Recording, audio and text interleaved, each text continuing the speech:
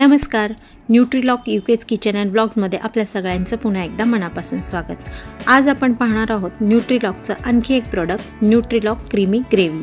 Creamy gravy म्हणजेच white gravy. आता ही ग्रेव्ही कशी बनवायची हे आपण पाहूयात। यासाठी इथे आपण बटर घेतलेलं आहे, paneer cubes, green peas, mushroom आणि काजू आपण अर्धा तास भिजवून घेतलेले आहेत। पनीरचे छोटे क्यूब करून घेतलेले आहेत, तसंच आपण मशरूमचे 4 तुकडे करून घेतलेले आहेत। सर्वप्रथम आपण 1 चमचा बटर मेल्ट करून घेऊया। बटर व्यवस्थित मेल्ट झाले की त्यामध्ये आपण पनीरचे क्यूब ॲड करूया। पनीरचे क्यूब थोडेसे परतून घ्यायचे आहेत। त्यामध्ये आता आपण भिजवलेले काजू ॲड करूया।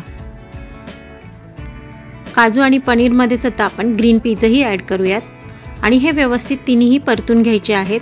आणि सगळ्यात शेवटी आपण यामध्ये मशरूम ॲड करूया। आता यामध्ये आपण चिमूटभर मीठ आणि थोडंसं बटर घालून व्यवस्थित झाकून ठेवूया। वाफेवरती छान शिजेल तोपर्यंत आपण ग्रेव्ही तयार करून घेऊया। ही आहे न्यूट्रीलॉकची क्रीमी ग्रेव्ही, अर्थातच व्हाईट ग्रेव्ही। हे 100 ग्रॅमचे पॅकेट आहे। यामधील फक्त अर्धच पॅकेट आपण घेऊया, म्हणजे 50 ग्रॅम ग्रेव्ही घेऊया आणि बाकीचे आपण झिपलॉक करून ठेवून देऊ शकतो। 6 महिने याची शेल्फ लाईफ आहे। यामध्ये आता आपण थोडंसं दूध घालूयात आणि थोडंसं पाणी घालून आपण ही ग्रेव्ही व्यवस्थित मिक्स करून घेऊया। या ग्रेव्हीमध्ये मिठापासून ऑलरेडी सगळं काही घातलेलं आहे, फक्त भाज्या शिजण्यापुरतं चिमूटभर मीठ आपण ॲड केलं होतं। भाज्या छान शिजलेल्या आहेत। आता ही ग्रेव्ही आपण याच्यामध्ये ॲड करूया।